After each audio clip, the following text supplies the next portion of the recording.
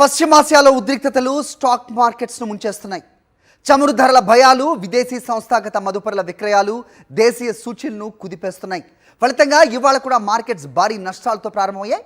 ఇవాళ సెషన్లో సెన్సెక్స్ దాదాపు 1600 పాయింట్లు పతనమవగా నిఫ్టీ 23,000 మార్కును కోల్పోయింది. నిఫ్టీ 500 పాయింట్ల నష్టంతో ట్రేడ్ అవుతోంది. నిఫ్టీలో Hindalco, Tata steel, SBI, Mahindra and Mahindra, HDFC bank షేర్లు నష్టాల్లో కొనసాగుతున్నాయి. మ్యాక్స్ హెల్త్ కేర్, ఓఎన్జీసీ లాభాల్లో ఉన్నాయి. మరోవైపు రూపాయి విలువ దారుణంగా పతనమవుతోంది. నేటి ట్రేడింగ్లో 33 పైసలు క్షీణించి ₹93.92 వద్ద సరికొత్త జీవనకాల కనిష్టాన్ని తాకింది.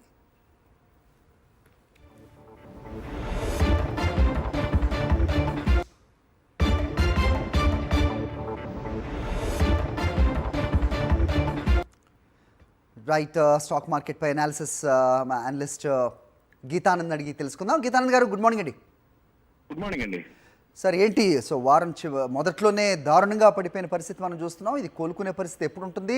23,000 మార్కును కూడా కోల్పోయిన నేపథ్యం ఒకవైపు అయితే, రూపాయి విలువ ఇంత దారుణంగా పడిపోవటం ఎలా చూడాలి?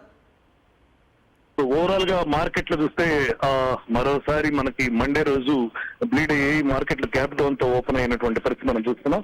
మార్కెట్లతో పాటు రూపాయి పతనమైంది, బంగారు పతనమైంది, సిల్వర్ పతనమైంది. కేవలం క్రూడ్ ఆయిల్ మాత్రమే అప్ సైడ్ ట్రేడ్ అవుతా ఉంది.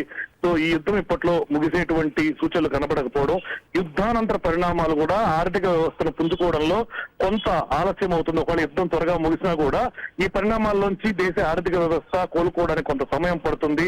దాంతో పాటుగా ఫెడ్ ఇచ్చినటువంటి హాకిష్ కామెంట్స్, అలాంటి నిర్ణయాలే మిగతా కేంద్ర బ్యాంకులు కూడా తీసుకునేటువంటి, అంటే వడ్డీ రేట్లు పెంచేటువంటి అవకాశం కానీ, కొంచెం కఠినంగా వ్యవహరించేటువంటి అంశం కానీ ఉండడంతో మార్కెట్ లో మనం నెగటివ్ సెంటిమెంట్ చూస్తున్నాం. కీలకమైనటువంటి 23,000 స్థాయిని నిఫ్టీ కోల్పోయింది. 22,470 దగ్గర నిఫ్టీకి ఒక సపోర్ట్ ఉంది. ఆ మద్దతును కూడా కోల్పోతే 22,000 మార్క్ దాకా చేరేటువంటి అవకాశం ఉంటుంది. యుద్ధం ముగిసేంత వరకు ఇదే పరిస్థితి కొనసాగేటువంటి అవకాశాలు ఉన్నాయి. రైట్, గీతానంద్ గారు.